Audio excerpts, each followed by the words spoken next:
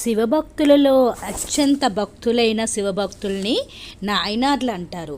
అందులో ఈరోజు ఒక నాయనార్ గురించి తెలుసుకుందాము. ఈరోజు మనం తెలుసుకోపోయే నాయనార్ పేరు కరినాయనారు. ఈయన చరిత్ర చాలా విశిష్టమైనది.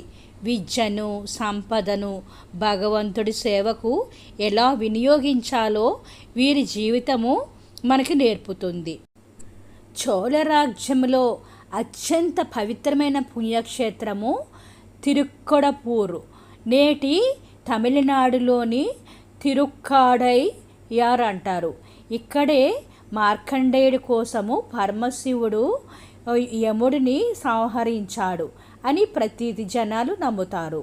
ఇటువంటి పవిత్ర క్షేత్రంలో కరినాయనారు జన్మించారు. ఆయన గొప్ప విద్యావేత్త, కవి మరియు మహావేద పండితుడు. పాండిత్యమే పరమేశ్వరుని సేవగా కరినాయనారు తమిళ భాషలోని అపారమైన పాండిత్యము సంపాదించారు. ఆయన తన కవిత్వంతో రాజులను, సామంతులను మెప్పించేవారు. అయితే ఆయన కవిత్వము రాసింది కేవలం ధనం కోసమే కాదు, ధనము వెనుక ఒక గొప్ప లక్ష్యం ఉండేది.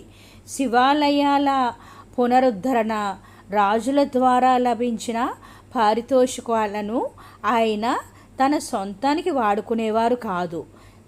శిథిలావస్థలో ఉన్న శివాలయాలు బాగు చేయడానికి, గోపురాలు నిర్మించడానికి ధనాన్ని ఖర్చు పెట్టేవారు. మహేశ్వర పూజ, శివ భక్తులను, జంగమ దేవతలకు నిత్యము అన్నదానము చేసేవారు. భక్తుల ఆకలి తీర్చడము శివుడికి చేసే అసలైన సేవ అని ఆయన భావించేవారు. కరినాయనారుకు అవికార అనే విశేషణం ఉంది. సంస్కృతంలో అవికార అంటే మార్పు లేనివాడు లేదా వికారాలకు లోని కానివాడు అని అర్థము. ఆయన సంపద పెరిగినప్పుడు పొంగిపోలేదు, కష్టాలు వచ్చినప్పుడు కుంగిపోలేదు.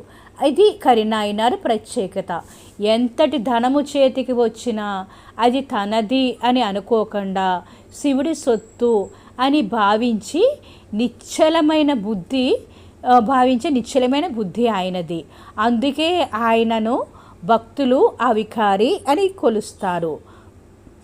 కరినాయనారుకు కరికోవై అనే అద్భుతమైన తమిళ కావ్యాన్ని రచించారని ప్రతీతి. తన అక్షరాలను శివుడి పాదాల చెంత పుష్పాలుగా సమర్పించి సాహిత్యం ద్వారా భక్తిని చాటారు. తను సంపాదించిన ప్రతి పైసాను శివకార్యానికి, శివ పూజకే వెచ్చించేవారు. శేష జీవితాన్ని త్రికరణ శుద్ధిగా శివనామస్మరణ కరినాయనారు త్రికరణ శుద్ధిగా నిరంతరము శివనామస్మరణతోనే ఆయన నిత్యము జీవించేవారు. చివరికి కైలాస ప్రాప్తిని పొందారు. సుందరమూర్తి నాయనారు తన తిరుత్తొండ తొగైలో ఈయన భక్తిని విశేషంగా కొనియాడారు. అటువంటి కరినాయనారు మహాశివ భక్తుడు. కరినాయనార్ గురించి తెలుసుకోవలసిన నీతి ఏమిటంటే, మన దగ్గర ఉన్న విద్య లేదా ధనము కేవలం మన కోసమే కాదు, సమాజ సేవకు మరియు భగవంతుడి కైంకర్యానికి ఉపయోగించినప్పుడు దాని సార్థకత లభిస్తుంది. ఇలా ఎంతో మహాభక్తులు నాయనార్ల చరిత్ర మనం ఇంకా తెలుసుకుందాము. మీకు నచ్చితే ప్లీజ్ లైక్. ఇలా మొత్తం 63 మంది నాయనార్లు ఉన్నారండి. ఒక్కొక్క నాయనారు వాళ్ళ భక్తి విధానము ఒకే విధంగా ఉండేది. వాళ్ళు ఎన్నో విధాల శివ పూజలు, శివుని మెప్పించి వాళ్ళు చరిత్రలో స్థిరస్థాయిగా నిలిచిపోయారు. అటువంటి శివభక్తుల గురించి వినినా మనకి ఎంతో పుణ్యం వస్తుందని సాక్షాత్తు పరమశివుడే చెప్పారు. మనం ఇంకొంతమంది నాయనార్ల గురించి కూడా తెలుసుకుందాము. ఓం నమ శివాయ అని కామెంట్ చేయండి. మీకు నచ్చితే please like, subscribe. Thank you for watching. Survey జన సుఖినో భవంతు.